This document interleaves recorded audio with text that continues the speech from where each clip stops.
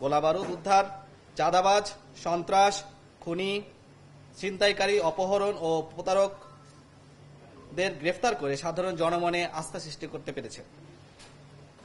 সাম্প্রতিক সময়ে বিভিন্ন প্রতিষ্ঠানের শিক্ষার্থীদের শিক্ষা উপবৃত্তির টাকার কথা দেওয়ার কথা বলে বিভিন্ন ব্যাংকের ক্রেডিট ও ডেবিট কার্ড ও মোবাইল ব্যাংকিং এর মাধ্যমে এক শ্রেণীর প্রতারক চক্র বিভিন্ন শিক্ষার্থীদের অভিভাবকদের ফোন দিয়ে বিপুল পরিমাণ অর্থ হাতিয়ে নেয়।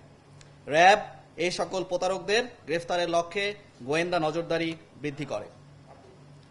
গত 24শে মার্চ 2024 তারিখে রাজশাহীর বোয়ালিয়া থানাধীন শালবাগন এলাকায় বিএনসিসির অফিসে একজনের নিকট একটি প্রতারক ফোন দিয়ে জানায় যে তার মেয়ে যে শিক্ষা প্রতিষ্ঠানে লেখাপড়া করে সেখানে সে শিক্ষাবৃত্তির টাকা পেয়েছে।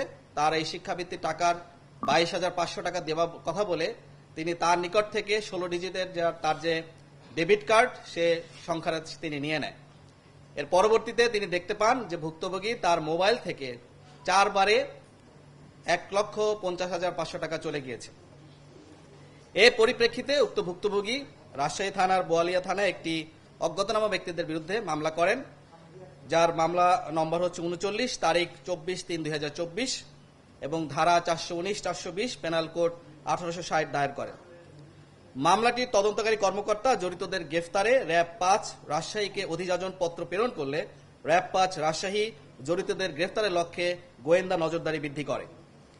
এরই ধারাবাহিকতায় র্যাব 5 এর একটি আভিযানিক দল গোপন সংবাদের ভিত্তিতে জানতে পারে যে উক্ত শিক্ষা উপবৃত্তি টাকা দেওয়ার নাম করে ক্রেডিট কার্ড ও মোবাইল ব্যাংকিং এর মাধ্যমে প্রতারণার কাজে জড়িত শামীম হোসেন পিতা মোহাম্মদ শফিকুল ইসলাম জেলা টাঙ্গাইল নামক একজনকে রাজশাহী জেলা রাজাপাড়া থানা এলাকা থেকে গ্রেফতার করা হয়। গ্রেফতারকৃত শামীম জানায় যে উক্ত প্রতারণার কাজে সে জড়িত, কিন্তু সে শুধুমাত্র মাঠ লেভেলে মোবাইল ব্যাংকিং এর অ্যাকাউন্ট হতে টাকা উত্তোলন কাজে সহায়তা করে থাকে।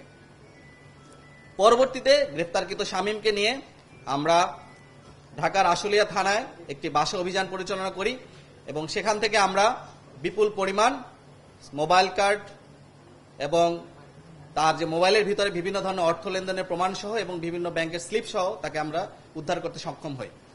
এখান থেকে আমরা শামীমের দেওয়া তথ্য মতে জানতে পারি যে জামালপুরে জিহাদ নামে একজন ব্যক্তি অবস্থান করছেন। তিনিও মূলত এই মোবাইল ব্যাংকিং এর টাকা উত্তোলনের কাজে যারা প্রতারিত হয় তাদের টাকাগুলো সে বিভিন্ন এলাকা থেকে তারা সংগ্রহ করে। পরবর্তীতে শামীমকে নিয়ে আমরা জামালপুরের জিহাদকে গ্রেফতার করতে সক্ষম হই।